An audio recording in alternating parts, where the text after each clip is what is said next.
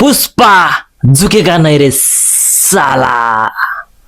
Oh my God, oh my God, oh my God.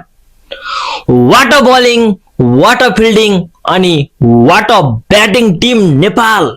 आज भएको T20 ICC series world cup league 2 मा team नेपालले स्कटल्यान्डलाई 6 विकेटले हराउन सफल भएको छ। यसैसँगै नेपालको लगातार जित भने कायम नै छ।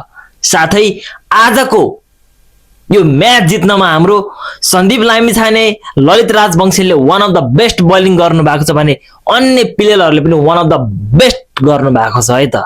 साथै ब्याटिङमा हाम्रो क्याप्टेन रोहित पौडेल अनि ईशान पाण्डेले अर्धशतकका साथ one of the best batting गर्नु भएको छ। साथै अन्य प्लेयरहरूले पनि राम्रो, हाम्रो मामा चाहिँ आज अहिले चल्न सक्नु भएन तर पनि मामाले राम्रो ब्याटिङ चाहिँ गर्नु भएको थियो, केही योगदान चाहिँ दिनु भएको छ मामाले पनि है त। अनि साथै आज हाम्रो किङ यानी सन्दीप लामिछाने नेपाली क्रिकेटका राजा मात्र हैनन् कि वर्ल्ड वाइड नै राजा भनौँ न बलिङको हैन, स्पिनरमा चाहिँ, जसले चाहिँ सबभन्दा छिटो 73 वटा खेलमा ओडिआई खेलहरुमा सबभन्दा धेरै 150 यानी कि 150 वटा विकेट लगेर वर्ल्ड वाइड रूपमा नै सबै खेलाडीलाई होसिन्दै टप 1 मा आफूलाई राख्न सफल भएका छन् हाम्रो स्यान्डी। कंग्रेचुलेसन भन्न चाहन्छु हाम्रो स्यान्डीलाई।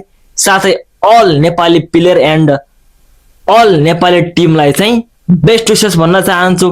अझ यस्तै प्रगति गर्नुस्, उन्नति गर्नुस् अनि हाम्रो किङ सन्दीप लामिछानेले अब ओडिआई खेलमा 200 यानी कि 200 वटा विकेट लगेर चाहिँ अझै तपाई विश्वकै पावरफुल बलरमा चाहिँ आफ्नो नामलाई कायम राख्नु होला भन्दै जय नेपाल, जय क्रिकेट, जय चन्द्रसूर्य, नमस्कार।